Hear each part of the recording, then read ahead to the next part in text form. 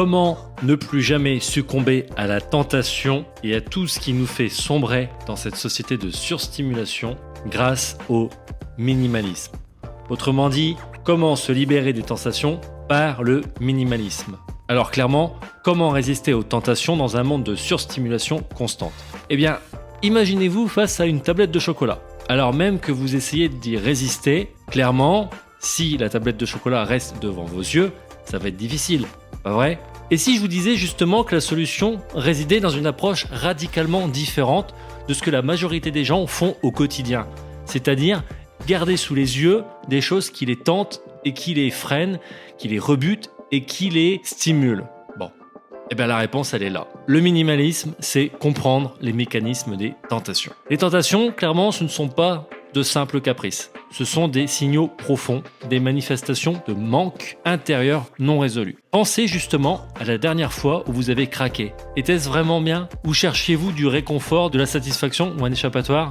Notre société aujourd'hui de consommation, justement, là où les gens ont du mal à le comprendre, elle est littéralement construite pour nous pousser vers ces moments de faiblesse. Publicité, marketing omniprésent, injonction permanente à posséder, consommer, désirer. Tout est fait pour nous maintenir dans un état de frustration permanente, là où justement ce système capitaliste prospère sur nos insatisfactions.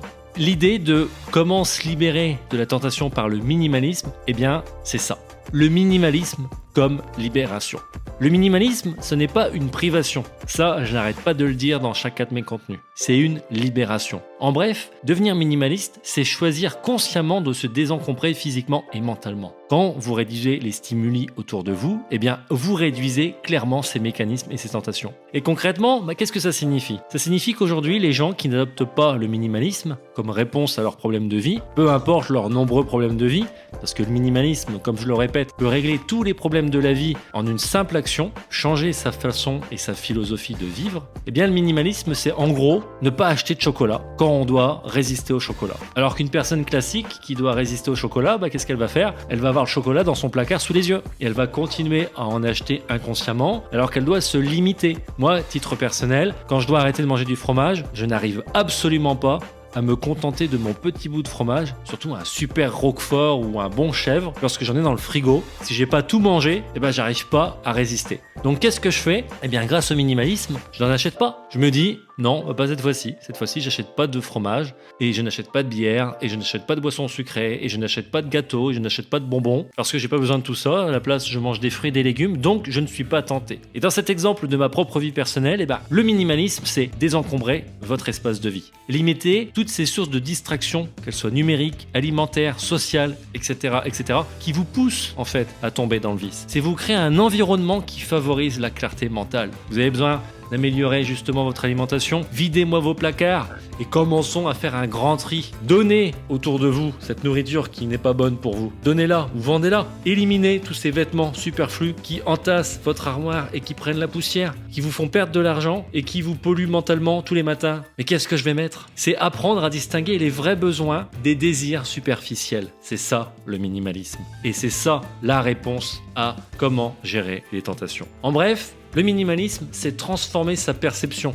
Le véritable travail est psychologique. Il s'agit de passer d'une logique hédoniste, de consommation immédiate, instantanée, superficielle et de surconsommation, à une approche beaucoup plus réfléchie du bien-être. En clair, au lieu de chercher la satisfaction instantanée, avec une approche de vie minimaliste, vous apprenez à 1. Gérer vos émotions sans compensation externe, 2. Développer des mécanismes internes de réconfort, et 3. Vous cultivez une paix intérieure durable. En bref, comment résister aux tentations et aux difficultés, aux frustrations dans votre vie? Eh bien, adoptez le minimalisme, parce que le minimalisme n'est pas un but, c'est un chemin vers plus de liberté, de conscience et d'authenticité. En bref, rappelez-vous, chaque fois que vous résistez à une tentation, vous reprenez le contrôle de votre vie. Et ça, mes amis, c'est un excellent luxe. C'est même l'un des plus grands luxes que la vie a à vous offrir. Alors, si vous en avez marre de souffrir, d'être dans les difficultés, de tourner en rond, de ne pas savoir comment surmonter